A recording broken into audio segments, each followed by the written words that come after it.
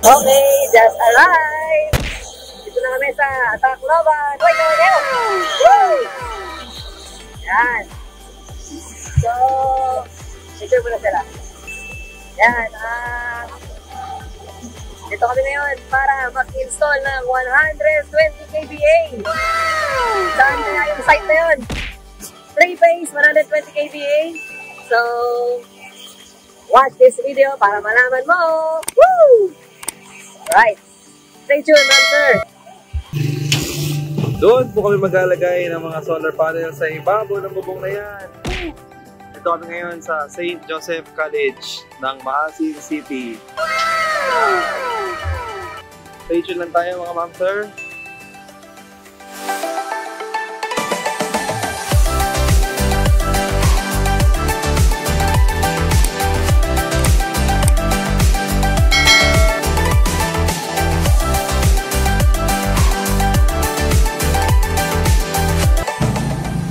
Alright, good morning sa inyo. This is our second day dito sa Maasin, dito sa St. Joseph College. So yan, dito kami ngayon sa parang senior high nila.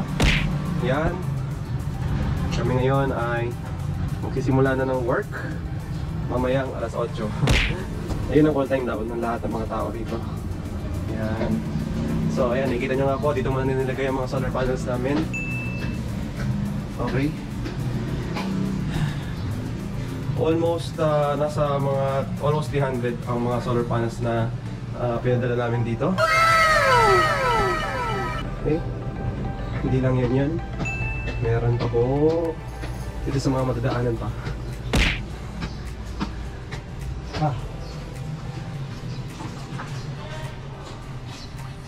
Yan. Ito pa yung mga ibang solar panels. Dami yan. Yan ay mga 3 na 500 watts Vertex monocrystalline. PERC na rin yan. Yan. Meron pa rin po dito mga solar panels. Ciao, bigat, ano? Ano ba? Papang-gwapo na. Ito yung mga solar panels. Ayan, tignan ninyo. Pogi-pogi. Solar panels. At yung ating mga batteries. At yung ito magiging ating cabinet or metal enclosure or NEMA. Maglalagyan ng mga protection devices. Alright. Dito muna namin tinambak yung mga iba pang materials. Like mga wires, cables, railings, inverters. Hilingan ako dun. O sige, stay tuned tayo mga kansara. Update ko kayo sa susunod na footage natin. Bye!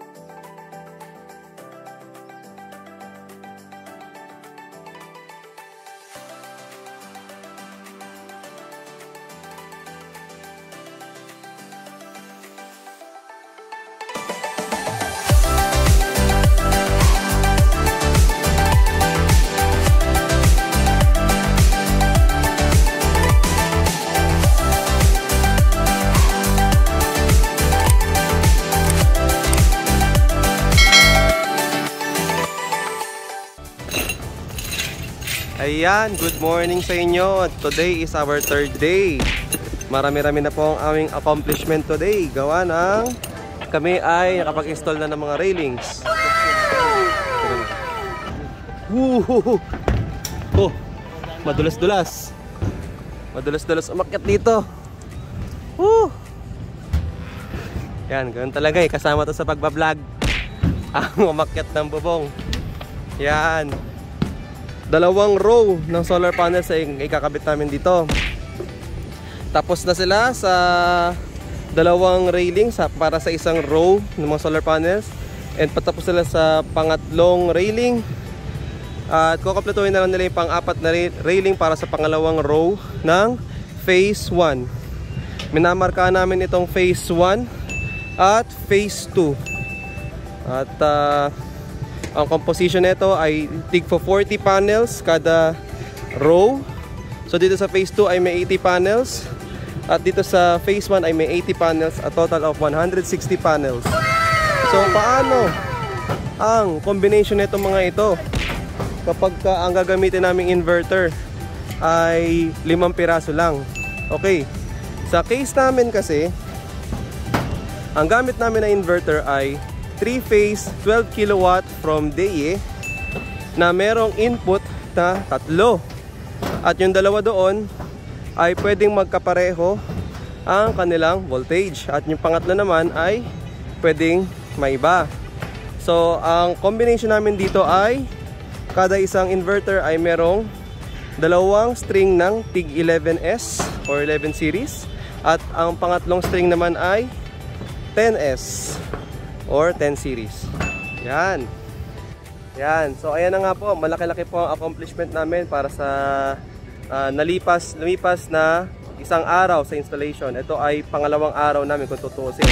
Dahil yung unang araw talaga namin ay parang pagsesettle lang namin sa place na ito. Kumbaga, preparation, planning, gano'n. So ayan, ang next namin na gagawin ay magkakadkad na kami ng wire at maglalatag na kami ng solar panels simultaneously para mas mabilis ang trabaho at mas malinis. Yan. So stay tuned lang mga ma'am sir. Salamat po sa pagtutok dito sa vlog na ito. Lagi nyo tatandaan na mag-subscribe. Huwag nyo kakalimutan na mag-subscribe. Please lang, ako'y nakikiusap sa inyo para naman masulit ang mga ganitong uri ng sakripisyo. So, maraming salamat ulit sa pagtutok. Enjoy watching. Stay tuned. Bye-bye. Yan, silipin natin kung ano nangyayari ngayon. Medyo makalat lang dito sa ginagawa namin. Pero, ayan. Sinisimulan namin ang paglalagay ng MC4. Ayan, at ito nga pala si Master Chong. Nagsusulda. Wow! Wow! Yan. Sinisigurado namin ang mga MC4 namin ay nakasulda para talagang wala nang tanggalan forever. Dito sa MC4 may forever. Ewan ko lang sa iba. Char! So ayan, nakikadkad na namin yung mga dapat na haba ng mga wire na hindi pa namin na kumbaga ay nalalagay yung mga panels. So paano namin nalaman? Meron kaming naging computation based sa aming plano. May kita dito sa aming layout. Ayan. So, from here, na-identify namin na ito yung mga haba ng mga wire na gagamitin namin. For each array, for each string, and for each wire. So, may pang positive, may pang negative, positive, negative. So, lahat ng yan ay, baga, na-determinate na namin. O, na-determine na namin.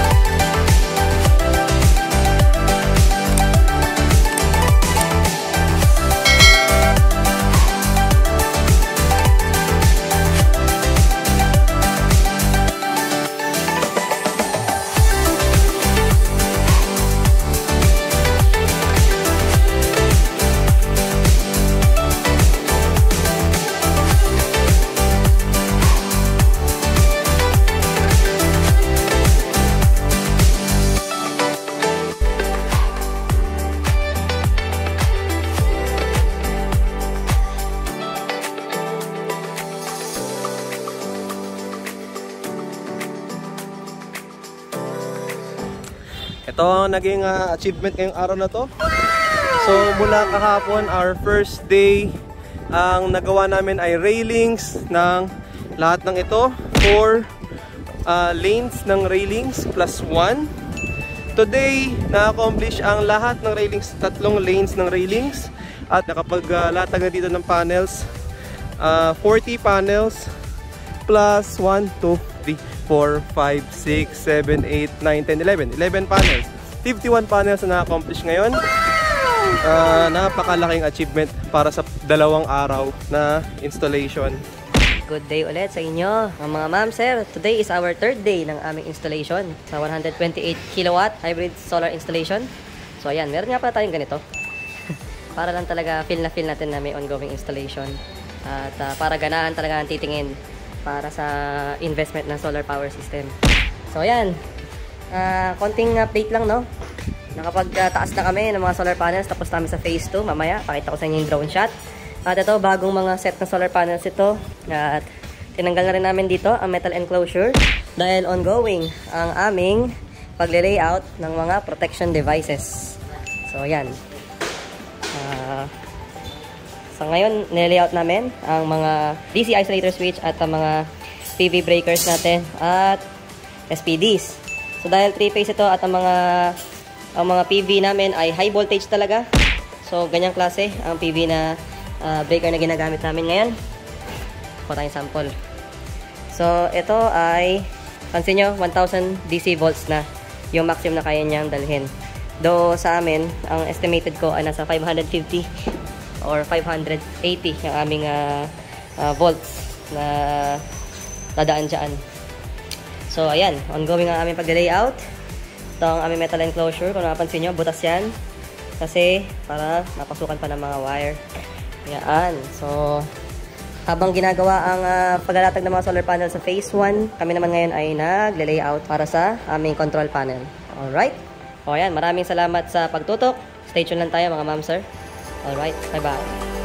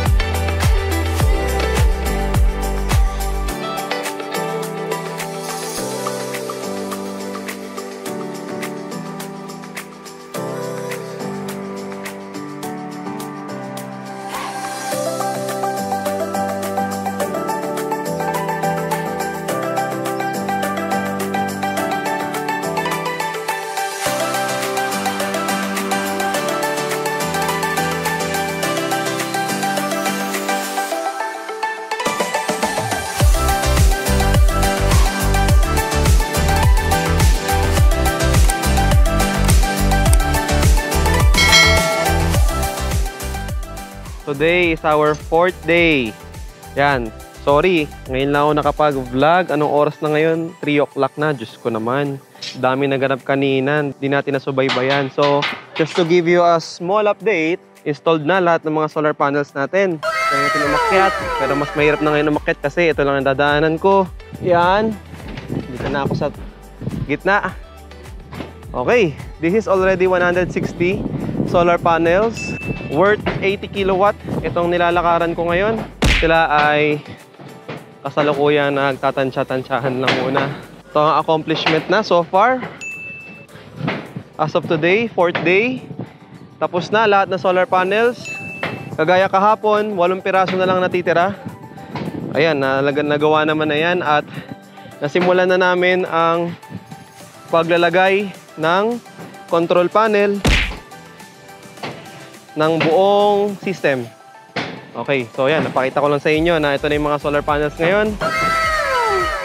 At kita nyo naman sa drone footages na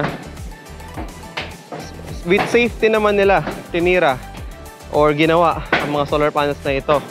Kahit nandun sila sa mga edge na yan, kahit nandyan na sila, eh buti naman may harness at nakisama naman din ang weather. Dahil natapos na nila itong i-install, tsaka naman nagsimula magkulimlim. Tsaka naman nagsimula mag-uulan. Kaya na-appreciate naman namin ang pakikisama ni Weather. Alright. So, balik tayo dun saglit. Check naman natin yung control panel. Alright. Hi, sir! Sir Juni nga pala ng Signal TV. Yan. Pagka gusto nyo na magpakabit ng signal, Sir Juni is the man. Yun.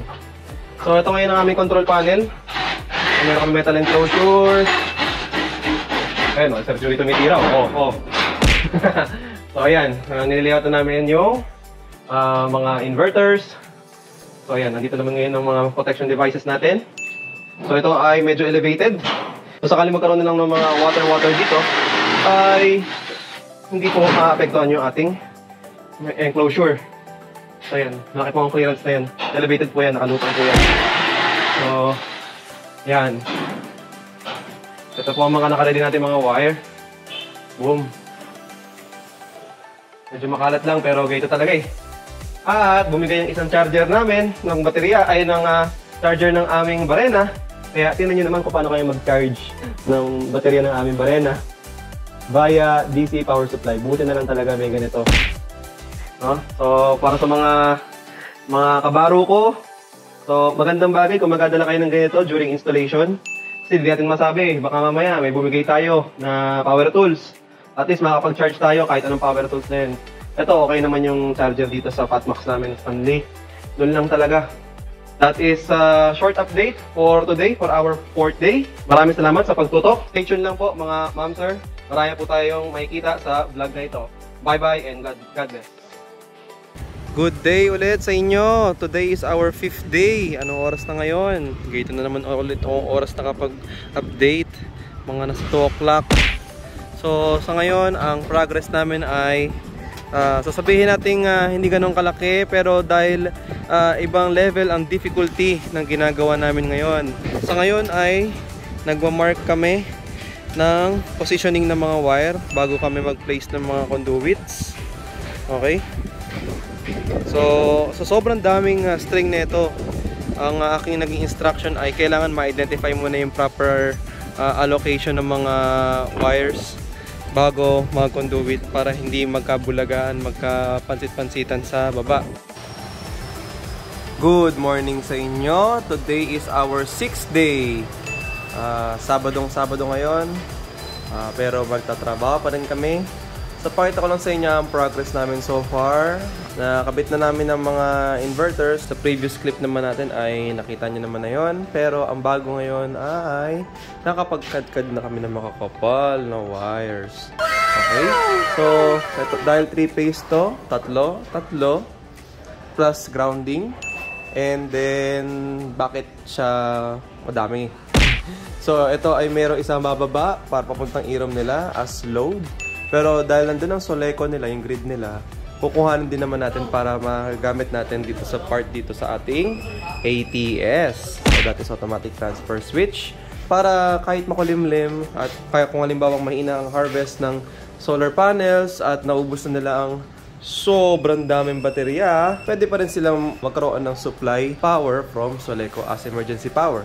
Pero sa case neto ni client ay ibang klase ang kanilang setup dahil meron pa silang existing na setup na ini-integrate namin. That is the update para sa control panel natin. Ayan, time check for our 6th day today. It's already 4:49 PM. Ito ngayon ang aming accomplishment. So, naipasok na namin lahat ng mga pansit na PV wires. Yan, ito ay with accordance to their respective polarities plus grounding. Yan kasi may halo sa taas kaya hindi muna namin siya pinapasok pa. At ito ngayon, yung mga inverters sa ngayon, tinanggal muna namin yung isa rito. Nandito siya kasi para bukas ay makapagpasok kami ng mga piping ng maayos. So dito naman sa aming AC side, input and output, ayan. Nakapagpasok na kami ng mga wires, battery breakers, ang laki.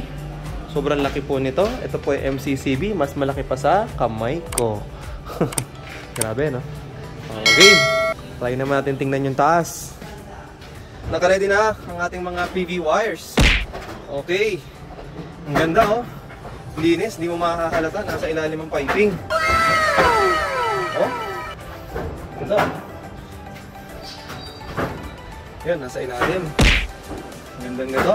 Protected yung ating mga wiring. So sa case na yun, may mga tumawid-tawid kasi. Kaya may protection pa rin dapat ang ating mga wiring. So ayan, ready for termination na itong mga to. Alright. Ganda naman tingnan. No? Seamless. Seamless ang mga kadkara ng mga wires. Imagine 32 wires yan lahat. And meron kami naging pre-computation.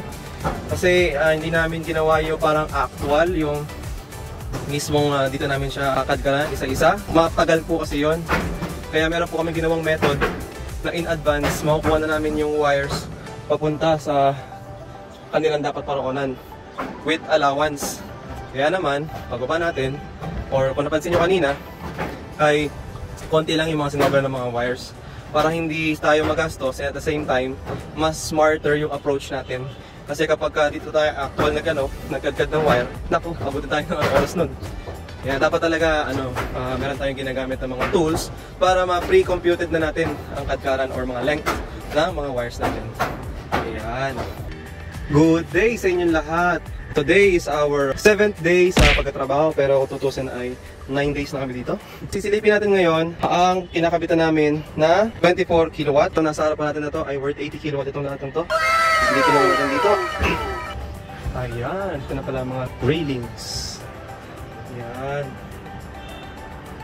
Okay, so tapos na kami for installation ng mga railings. Kasunod na ito ay mga solar panels na. Ayan. So, napakabilis ng trabaho ng aming mga tropa. Kanina lang sinimulan nito. Ngayon ay tapos na. So, mukhang sa isang araw ay madadali namin ang 48 pieces na solar panels dito. Alright. So, yun lang mga ma'am sir.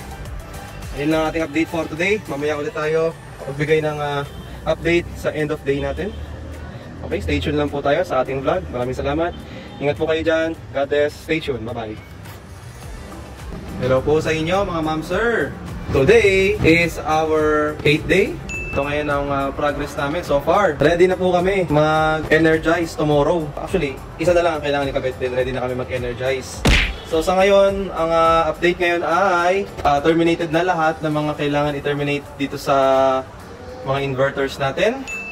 At ganun din sa mga battery breakers, okay na rin sila lahat. At pati mga CT sensors natin, okay na rin sila.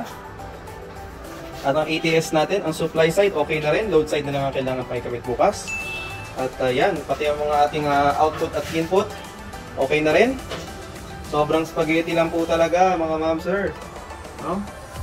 Nabot na po kami ng anong oras na.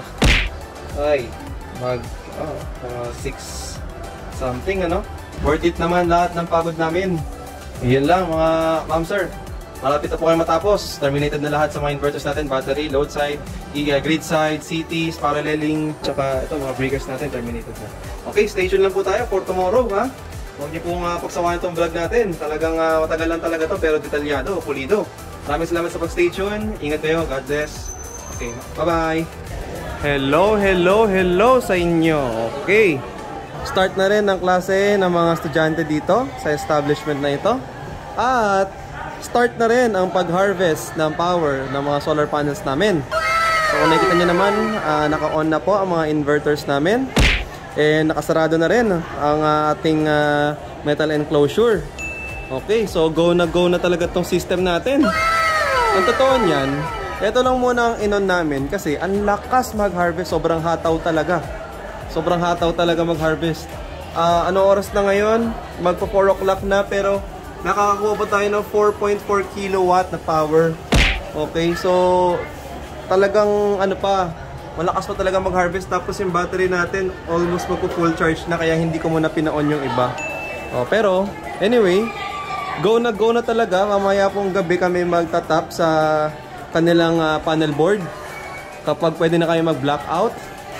So ngayon di pa kayo pwede mag-blackout. Ayan. So heavy duty talaga tong aming pagkakagawa. Silipin natin. Yan no. Kumustahin natin yung mga pansit-pansitan natin dyan. Mga spaghetti nating wirings. Ayan no.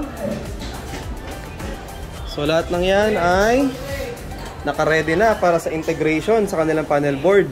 Ayan mga ma'am sir, sobrang worth it lahat ng pagod namin, lahat ng sakripisyo namin. In fact, pwede ko ipakita sa inyo kung gaano kalakas mag-harvest yung power natin eh. I-on ko to ha. Ito siya. On natin. 3, 2, 1. Ayan.